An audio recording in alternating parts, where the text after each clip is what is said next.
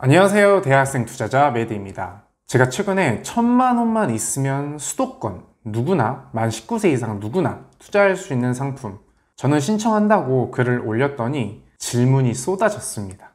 세대주가 아니라 세대원인데 청약할 수 있느냐?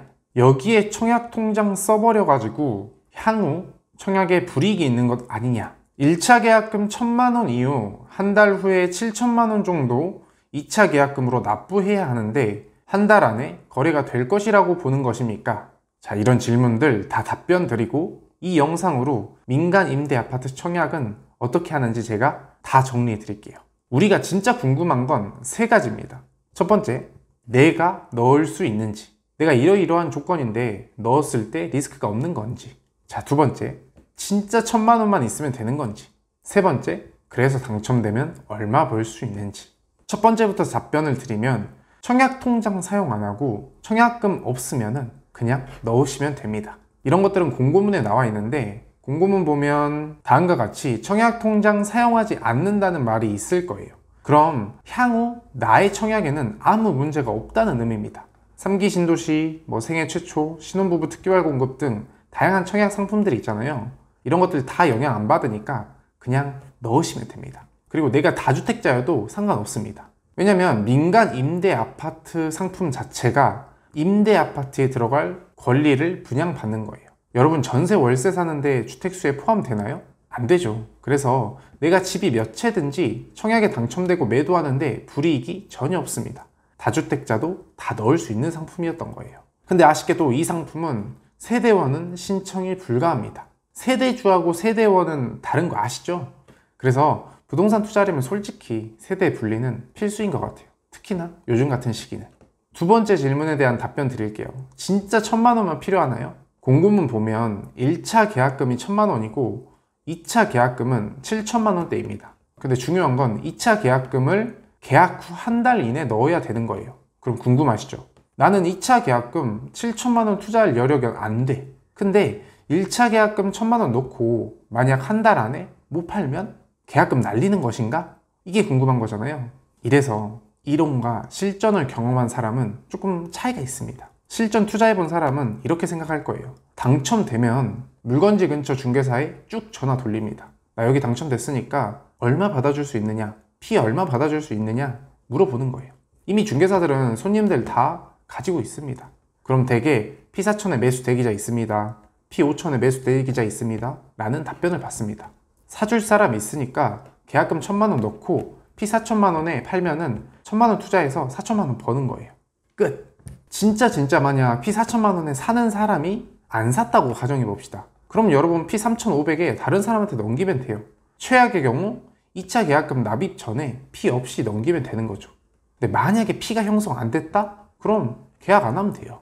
근데 여기서 또 중요한 건 전매가 가능한 곳이어야 내가 다른 사람한테 팔 수 있습니다. 전매라는 게 분양받은 권리를 다른 사람한테 되파는 행위거든요. 이게 가능해야 한다는 거예요. 청약 상품들 보면 전매 제한 걸려서 못 파는 경우도 있으니까 이건 꼭 체크를 해보셔야 합니다. 제가 이번에 넣었던 수지구청역 롯데캐슬은 전매가 가능하긴 한데 전매 횟수 제한이 있더라고요. 아직 정확한 횟수 제한은 모르는데 횟수 제한이 2회다 이러면 내가 다른 사람한테 한 번 넘기고 그 사람도 다른 사람한테 한 번 넘길 수 있는 거죠. 딱 2번만 가능하다는 거예요. 근데 어차피 저는 전매만 가능하면 됩니다. 몇 회든 상관이 없어요. 왜? 나는 첫 번째로 넘기면 되는 거니까. 자, 세 번째 질문 드릴게요. 세 번째, 그래서 당첨되면 얼마나 벌 수 있을까요? 자, 이건 가치 판단을 해야 되는데 민간 임대가 메리트 있는 이유는 두 가지입니다. 첫 번째로 10년, 8년일 수도 있어요. 오랜 기간 동안 안정적으로 전세를 살 수 있다. 그리고 나서 8년이든 10년 후 분양받을 수 있다. 딱 이 두 가지입니다. 그럼 두 가지가 중요하겠죠. 전세 얼마에 살 수 있는지, 그래서 내가 얼마에 분양받을 수 있는지. 주변 시세보다 전세가 터무니없이 높아버리면 지금 당장 여기를 계약하는 메리트가 없을 수도 있겠죠. 수지구청역 롯데캐슬의 경우 수지구청역 초역세권에 위치해 있는데 타입에 따라 살짝 다르지만 보증금 8억대에 월세 100만 원 정도를 내야 하더라고요.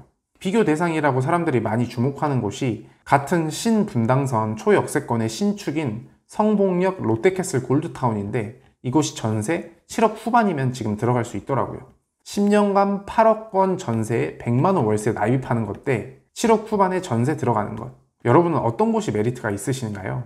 참고로 성봉용 롯데캐슬의 경우 2년 전만 해도 전세 가격이 4억대였습니다. 그러니까 안정적인 사람들은 오히려 10년간 확정 가격에 사는 게 나을 수도 있겠죠. 개인적으로 그래도 8억에 월세 100만 원은 좀 비싸긴 하네요. 자, 두 번째로 내가 분양 전환 여부와 언제 분양가가 확정되는지가 너무 중요합니다. 사실 이게 가장 커요. 이게 진짜 메인입니다. 대부분 두 가지 경우로 나뉘는데 분양할 때 확정 분양가를 딱 정해 놓으면 좋습니다. 예를 들어 5억이면 여러분은 10년 후에 5억에 분양받을 수 있는 것을 확정 지어 놓는 거예요. 그럼 너무 쉽죠? 비교 대상 아파트가 예를 들어 5억이면 무조건 P가 붙을 수밖에 없습니다. 왜? 지금 5억이 10년 후면 뭐 10억, 15억은 되어 있을 거니까. 자, 근데 분양가를 확정 짓지 않는 경우도 있습니다. 예를 들어 10년 후에 시세의 80% 정도로 분양하겠다는 거예요. 그럼 생각해 봐야 합니다. 최소한 전세가 쪽에서 메리트가 있어야 되는 거죠. 근데 수지구청용 롯데캐슬은 우선 분양 권리도 없고 분양 가격도 안 정해져 있어요. 이러면 내가 임차에서 살다가만 나가고 시세 차익은 거둘 수 없을지 있을지 모르는 거니까 매력적이지가 않을 수 있겠죠. P가 안 붙을 수 있는 거예요. 야, 근데 전세가도 높고 분양받을 권리도 없는데 저는 왜 넣었을까요? 더 깊숙하게 알아보니까 확정 분양가를 당첨자에게만 공지한대요. 썰이라고는 하지만 담당자가 그렇게 얘기하긴 하더라고요. 예를 들어 당첨되고 나서 확정 분양가가 14억이라고 공지를 받았는데 주변 시세가 13억이라고 가정해 봅시다. 그럼 메리트 있는 거예요. 왜? 10년 후에는 20억 이상 갈 건데 나는 14억에 분양받을 수 있으니까.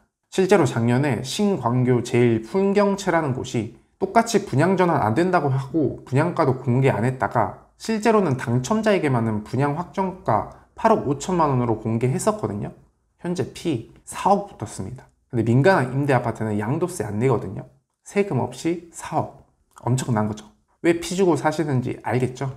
결론적으로 전세 가격과 확정 분양가로 프리미엄이 결정되는데 이거는 정확하게 나와 봐야 합니다. 근데 사실 저는 이런 거 다 신경 안 쓰고 청약 넣는데, 즉 청약을 넣어야겠다고 결정하는 데까지 1분도 안 걸렸습니다.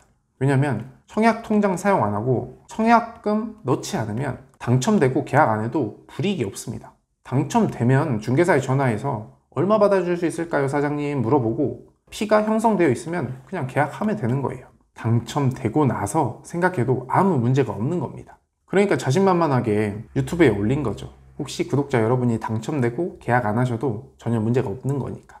다시 한번, 청약 통장 사용 안 하고 청약금 없으면 여러분도 그냥 넣고 당첨되신 후에 생각하셔도 아무 문제 없습니다. 그나저나 혹시 제 정보 듣고 넣으셔가지고 당첨되신 분들은 꼭 말씀해 주셔야 됩니다.